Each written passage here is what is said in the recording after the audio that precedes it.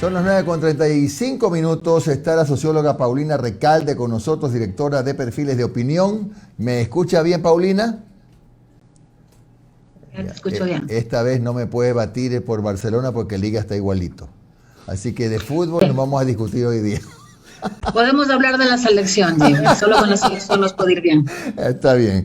A ver, Paulina, Perfiles ha hecho una actualización, no sé cómo llamarle, pues de la aprobación o no de gestión de diferentes funcionarios, ¿no?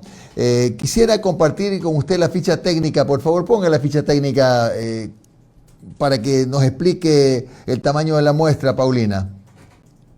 Sí, esta es una medición que hacemos todos los meses, como bien sabes, Jimmy. Fue aplicado en las ciudades de Quito y Guayaquil, hombres y mujeres de 18 años en adelante. La muestra es de 621 entrevistas. Esto nos permite tener un margen de error de más o menos 4 y la aplicamos entre el 13 y 15 de noviembre, es decir, el fin de semana pasado, entre sábado y lunes cerramos esta encuesta. Claro, es decir, para entenderlo del más o menos 4%, lo voy a poner como un ejemplo medio grotesco.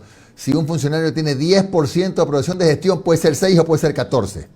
Más o menos. Es correcto. Perfecto. Es correcto, esa es la explicación. Bueno, estoy aprendiendo.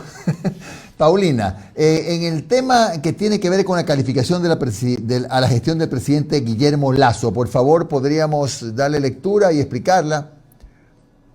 Sí, hay dos indicadores que son claves allí. El primero es que tiene que ver con la calificación a la gestión y luego credibilidad. En calificación a la gestión, en este mes el 2% la califica de muy buena, 26 de buena, 49 de mala, 18 de muy mala. Y lo más importante acá a señalar, ya vamos a hablar de la evolución, pero también es importante señalar que hay diferencias entre las ciudades de Quito y de Guayaquil, porque en la ciudad de Quito es el 34% el que está calificando positivamente y en cambio en la ciudad de Guayaquil es del 23%. Empieza desde hace 2 o 3 meses a configurarse esta distancia de al menos 10 puntos en cómo califica la ciudad de Guayaquil, cómo califica Quito y varios otros temas relativos al estado de ánimo y a las expectativas. Esto es un primer tema. Lo otro tiene que ver con la evolución. Una evolución que desde julio tiene una curva marcadamente descendente. Vamos a mencionar las cifras de julio acá, 74 en julio, 64 en agosto, el mayor declive llega en octubre cuando baja al 34% y este nuevo de 28%. Una curva entonces descendente, constante en términos de calificación a la gestión y esta diferencia que he mencionado entre las ciudades de Quito y Guayaquil. La credibilidad, que es otro indicador fundamental en el capital de un mandatario. Allí lo que tenemos es que el 24% cree en Guillermo Lasso y el 73% no le cree. También hay diferencia menos grande, pero también diferencia en la credibilidad en Quito es del 26 y en Guayaquil del 22. Y nuevamente una curva de descenso. En julio tenía el 70, en agosto 59%. En octubre el mayor descenso, credibilidad pasa al 28% y el 24% que es el que he mencionado de la medición del 15 de noviembre. Paulina, ¿cómo puede haberse olvidado la gente tan rápido, por ejemplo, del exitoso proceso de vacunación? A ver, hay que decir que primero un mandatario que entra en gestión tiene un primer momento que está sobre todo acobijado por expectativas. Luego empieza la evaluación de la gestión concreta. La entrada es este plan de vacunación que es calificado como eficiente, que es esgrimido como la primera razón para calificar positivamente, pues tiene un margen, y esto tiene un tiempo de duración. No es que no era una necesidad, no es que no es bien valorado, pero estamos hablando de 6 meses ya de gestión, de 6 meses además en las que las necesidades del país venían ya muy exacerbadas en el periodo de gobierno anterior, y aún más por la crisis sanitaria. Necesidades que alrededor del 46% suman las que tienen que ver con lo económico. Con esto estoy refiriéndome a desempleo, crisis económica, pobreza. Y se exacerba también la de inseguridad, que en este momento ya está ocupando el segundo lugar, casi a la par de desempleo. Esta necesidad, las económicas y las de delincuencia, no están siendo atendidas de modo suficiente, a esto a ojo de la población por las cifras. Otro elemento que explica por qué el plan de vacunación no alcanza es que se percibe además inestabilidad política, porque hay una serie de frentes abiertos en este periodo de 6 meses. Y vamos a hablar más adelante de eso. Y luego hablemos de que hay una serie de frentes abiertos. Ya me he referido a la crisis carcelaria. Respecto a la crisis carcelaria, el 63% siente que el gobierno es el responsable. Solo el 12% además lo percibe preparado para enfrentarla. Otro tema fundamental, Pandora Papers. Lo que vemos en las cifras Lo que vemos en las cifras de este mes es que la población no siente que ha habido una respuesta suficiente, clarificadora de parte del gobierno, y además, en caso de confirmarse esto, la población sí lo percibe como grave. Y para citar otro elemento abierto en este momento, es que no hay credibilidad respecto a las acusaciones del gobierno nacional de que ha habido intentos de golpismo, intentos de desestabilización, que es lo que ha ido señalando durante estos 6 meses. Entonces, esto configura malestar en general, desatención o percepción de desatención de necesidades tan acuciosas como las económicas y las de seguridad, y esta inestabilidad política en la que el discurso del gobierno no logra tener una adhesión en general. Más el caso Pandora Papers, que está todavía latente, que yo diría que viene a afectar aún más la credibilidad del gobierno, porque no siente la población que ha sido suficientemente explicado. Con esto cierro más o menos cuáles son las líneas por las que el plan de vacunación no alcanza para tener una buena calificación en este momento. Ahora, la gestión del vicepresidente tiene números bastante parecidos, ¿no? Aunque marcadamente la calificación de mala es diferente entre Guayaquil y Quito.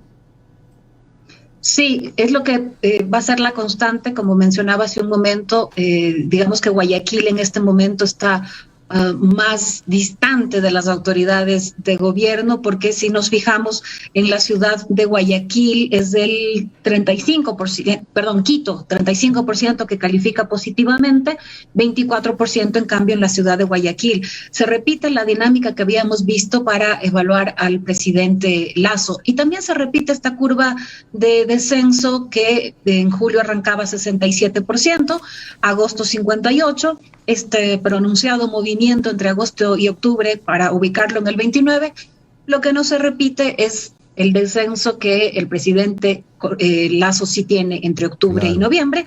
El vicepresidente, en cambio, se mantiene estable, 29% entonces y 28% ahora. Voy a avanzar a la Asamblea Nacional y tiene otras preguntas, Omar. A ver, Asamblea Nacional, bueno, ya nos llama mucho la atención, ¿no? Generalmente la Asamblea Nacional es mal calificada, aunque sea de pronto una gran, no digo esta, en general, aunque sea una gran asamblea, siempre la gente la califica mal. Pero bueno, veamos los números de la Asamblea Nacional. Sí, es correcto, es un poder que tiene más complicación para transmitir un beneficio a la población, pero ahora además se trata de un poder que está también en estos 6 meses, ha estado en la puja, en la tensión con el Ejecutivo, y es natural que también sufra este desgaste. Acá fijémonos que en cambio no hay diferencias entre las ciudades de Quito y de Guayaquil. En Guayaquil es del 17% y en la ciudad de Quito es del 15% que califica positivamente. También es una curva descendente desde julio, 33%, 26% en agosto, 21% en octubre y este 16% de la última cifra. Es decir, también ha sufrido este desgaste, y hay que advertir que esta puja, esta tensión entre los dos poderes termina afectando en distintas dimensiones, pero ha terminado afectando a Poder Ejecutivo y a Poder Legislativo. Paulina, buenos días. Omar Jaén te saluda. ¿Cómo has estado, Buen Paulina? día, Omar. Solamente un tema que nos hace aquí varias personas en el muro, y yo creo que es válida la pregunta. Este trabajo es realizado en Quito y Guayaquil. Eso más o menos corresponde al 23, 24, 25% del electorado, ¿verdad? ¿Tú crees que estas cifras, yo sé que vas a lanzar una hipótesis, pero ¿tú crees que estas cifras se podrían replicar en otras partes del país? ¿Tú crees que si tuvieras la posibilidad de hacer un estudio a nivel nacional, mantendrían las mismas cifras o habría cambios radicales? Bueno, hay que tener siempre la prudencia de decir que tiene la validez para estas dos ciudades que son las que hemos trabajado durante años y nos permite leer el escenario en tendencia. No podría ubicarme en ninguna de las dos posibilidades, ni un cambio radical, ni ser un calco, ni ser exactas. Pensemos que el peso que podría tener la gestión en otras provincias tiene que ver también con cómo viven respecto a la situación del país. Guayas en este momento, Guayaquil, está mucho más afectada pensando en la profundidad de la crisis carcelaria porque está sucediendo allí mismo. Por eso es que hay esta diferencia entre Quito y Guayaquil. En Manabí, en Azuay seguramente veremos otras necesidades desatendidas, probablemente menos preocupación sobre la cercanía de la crisis carcelaria, pero no podemos necesariamente hablar de que Quito Guayaquil es replicable al país en este momento. Claro. No, y yo insisto, o sea, para las personas que no conocen Perfiles de Opinión, siempre ha sido un trabajo que siempre lo han realizado en Quito Guayaquil, esta es su tónica, pero por ejemplo uno piensa, ¿no? ¿Cómo estará en la zona rural, en donde hay estos problemas con los agricultores que no les pagan los precios, el tema de la uria que ha subido pero terriblemente a nivel mundial y que acá la situación sigue complicada? ¿Cómo estará por ejemplo la Sierra Centro, en donde hay una fuerte presencia de la CONAIE, que también hubo una movilización hace poco? Es un dato interesante. Ahora, Paulina, ¿Quito es el bastión de Lazo? Bueno, Pichincha es una provincia que le dio una muy importante votación al presidente para llegar al poder, y en esa medida es importante cómo evoluciona en esta ciudad y en esta provincia el apoyo a él. No es el único territorio donde tuvo buena votación, pero es donde más distancia se marcó pensando en la segunda vuelta. Las diferencias, lo que están marcando en este momento, yo diría más bien es cómo el desgaste en una ciudad en la que la alianza era con el principal partido político de esa ciudad, porque es el partido de la alcaldía, como la distancia, como la ruptura, podría también haber significado que tenga este repliegue en las cifras y esta afectación de las cifras en Guayaquil. Es una ciudad y es una provincia fundamental, no solamente en términos de peso de población, sino que en cómo reproduce hacia el resto del país la posición de la población. Entonces creo que hay que prestarle mucha atención a qué pasó con esa fractura, qué pasa con la tensión efectivamente en territorio, porque me mencionaba hace un momento, es epicentro de la crisis carcelaria, es donde está viviendo la población las matanzas sucedidas en la penitenciaría. Así que creo que es importante ver cómo evoluciona en esta ciudad la distancia y esta fractura entre el Partido Social Cristiano y Creo. Perfecto. Ahora, Paulina, con estos números y supongo que también con otras encuestadoras que, aunque a veces son diametralmente opuestas, pero todas coinciden que hay una baja de la aceptación de la gestión de Guillermo Lasso. Ya, como lo decíamos hace unos momentos con Jimmy, el término o la palabra muerte cruzada ya pasó al olvido, ¿no? Bueno, yo conectaba hace un momento con esta advertencia constante que hacía el presidente, y bueno, no solamente el presidente, sino varios de sus ministros, sobre esta amenaza de desestabilización, esta amenaza de golpe de Estado. Y me parece importante dejar sentado que este discurso no tiene credibilidad entre la población. Nosotros colocamos esto de que tanto el presidente como sus ministros han dicho en varias ocasiones que hay intentos de desestabilización y golpe de Estado de parte de organizaciones políticas y movimientos sociales. ¿Cuál de estas frases expresa mejor lo que usted opina al respecto? El 54% dice, el gobierno debe primero presentar pruebas antes de hablar de intentos de desestabilización. El 30% dice, el gobierno llama golpista y desestabilizador a todo aquel que se le opone. Y solamente el 17% dice que el gobierno tiene razón y que existe este riesgo ahora. ¿Por qué coloco esto? Porque ha sido el principal motivo, ha sido el principal discurso con el que el gobierno ha advertido primero de consulta popular y luego de muerte cruzada. Si no hay la credibilidad en la población de que hay estos intentos de desestabilización, si la población percibe que ya todo opositor es llamado desestabilizador. Es importante que el gobierno de algún modo reflexione sobre el escenario de inestabilidad que está tratando de construir y que no estaría acompañando su discurso. Adicionalmente, nosotros consideramos que era importante preguntarle a la población qué pasa si es que llega a darse este escenario de muerte cruzada, explicándole, por supuesto, que si es que llega a suceder muerte cruzada hay que ir nuevamente a elecciones. Y le preguntamos qué es lo que haría usted en un escenario de muerte cruzada, de nuevas elecciones, si es que se presentara Guillermo Lasso como candidato para presidente de la República. El 8% dice que definitivamente votaría por él, el 15% que probablemente votaría por él, el 14% que es difícil que vote por él y el 56% dice que definitivamente no votaría por él, un 6% restante que no sabe.